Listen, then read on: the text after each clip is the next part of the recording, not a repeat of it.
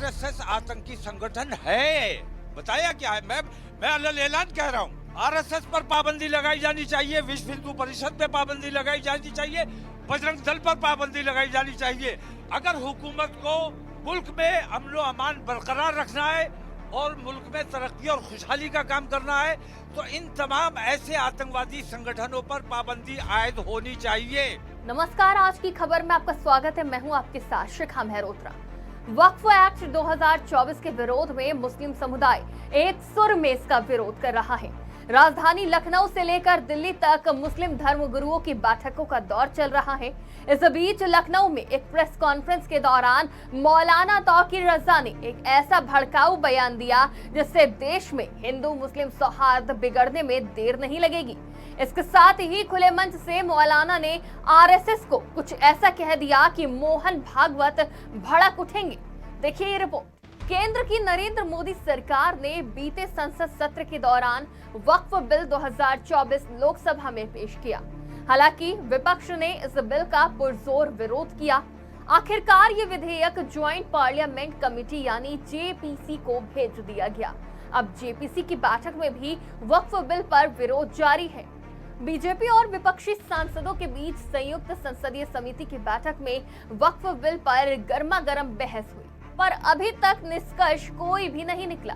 ऐसे में लखनऊ में वक्फ बिल संशोधन को लेकर प्रेस कॉन्फ्रेंस की गई। इस प्रेस कॉन्फ्रेंस में मौलाना तौकीर रजा भी मौजूद रहे, जो अपने बयानों को लेकर हमेशा चर्चाओं में रहते हैं। वहीं पत्रकारों द्वारा वक्फ बिल 2024 के सवाल को लेकर वो भड़क गए। वक्फ बोर्ड को लेकर मौलाना ने भड़कते हुए कहा, वक्फ बिल का हम भरपूर विरोध करते हैं। वक्फ संपत्तियों पर सरकारी कब्जे खाली कराए जाएं, वरना हम सड़कों पर आकर विरोध दर्ज कराएंगे। हम कानून के दायरे में हर कुर्बानी देने को तैयार हैं। जरूरत पड़ने पर दिल्ली में आंदोलन भी होगा।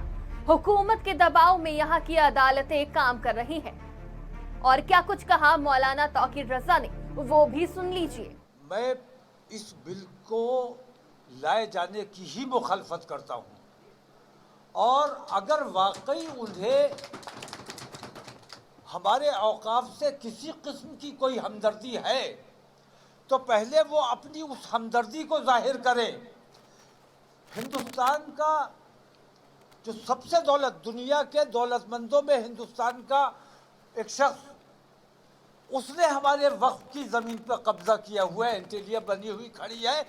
हुकूमत को चाहिए कि हमें उससे खाली करा के वक्फ को हवाले करनी चाहिए।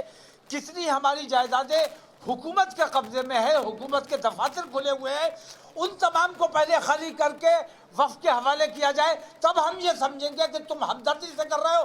वरना यही समझा जाएगा कि तुम खुले हुए बेईमान हो और मुस्लिम दुश्मनी पर आमादा हो और तुम्हारी ये दुश्मनी किसी कीमत पर बर्दाश्त नहीं की जाएगी।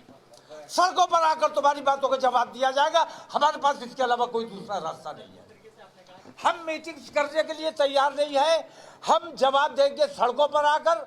और उसके लिए वाहिद रास्ता यह है कि हम कम से कम 1-2% हिंदुस्तान के तमाम मुसलमान जमा होने चाहिए, दिल्ली में घेराव करना चाहिए और तब तक हम वहां से ना उठे जब तक अदालतों में जो बेईमानी की जा रही है उसके खिलाफ और हुकूमत के दबाव में जो अदालतें काम कर रही है इसके खिलाफ, और हुकूमत जो कुछ भी बेईमानी कर रही है, लिंचिंग कराई जा रही है, जुल्म सितम कराया जा रहा है, बड़े बूढ़ों की बेइज्जतियां कराई जा रही। तुम्हारी जवानी पर लानत है जो बूढ़े आदमी की बेइज्जती करने का काम करते हो। ऐसी जवानियों का मुंह तोड़ जवाब देने की जरूरत है। अब हम घर में बैठने के लिए तैयार नहीं है, सड़कों पर आकर बात होगी और सड़कों पर जवाब दिया जाएगा, दिल्ली में जवाब दिया जाएगा। मौलाना तौकीर रजा यहाँ पर नहीं रुके। इस बार तौकीर रजा ने राष्ट्रीय स्वयंसेवक संघ को लेकर बड़ा बयान दे दिया है। उन्होंने राष्ट्रीय स्वयंसेवक संघ को एक आतंकवादी संगठन बता दिया। इतना ही नहीं, मौलाना ने संघ और बजरंग दल, विश्व हिंदू परिषद को बैन करने की बात भी कही है। साथ ही उन्होंने कहा कि हुकूमत अगर मुल्क में शांति चाहती है तो संगठन पर प्रतिबंध लगाया जाए। आरएसएस आतंकी संगठन है, बताया क्या है। मैं अलग ऐलान कह रहा हूँ, आरएसएस पर पाबंदी लगाई जानी चाहिए, विश्व हिंदू परिषद पे पाबंदी लगाई जानी चाहिए, बजरंग दल पर पाबंदी लगाई जानी चाहिए।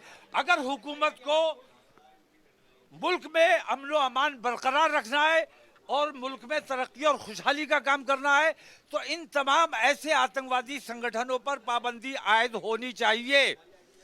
हुकूमत अगर वाकई ईमानदारी से काम करना चाहती है, इस किस्म की बेईमानी लिंचिंग बंद कराई जानी चाहिए। आप खुली दुश्मनी कर रहे हो, इसका मतलब यह है कि अब हमें अपने वजूद को, हमें औकाफ को नहीं बचाना है, हमें अपनी मस्जिदों को बचाना है, हमें अपनी दरगाहों को बचाना है। जायदाद का मसला नहीं है, जमीनों का मसला नहीं है, हमारे वजूद का मसला है। हम हिंदुस्तान के लिए जीते हैं, हिंदुस्तान के लिए मरते हैं, हिंदुस्तान के लिए जान दे सकते हैं, लेकिन अपनी इज्जत देने के लिए, अपना वकार देने के लिए तैयार नहीं है। मौलाना तौकीर रजा अपने विवादित बयानों के लिए जाने जाते हैं। हालांकि ये पहली बार नहीं है जब मौलाना तौकीर रजा ने इस तरह का कोई बयान दिया हो। कई मौकों पर वो सियासी और धार्मिक मुद्दों को लेकर विवादित टिप्पणियां कर चुके हैं, जिसमें उनके ऊपर कई मुकदमे भी दर्ज हो चुके हैं। फिलहाल देखने वाली बात तो ये होगी कि मौलाना तौकीर रजा के इस बयान से कौन सा नया विवाद खड़ा होता है। डेस्क रिपोर्ट, आज की खबर।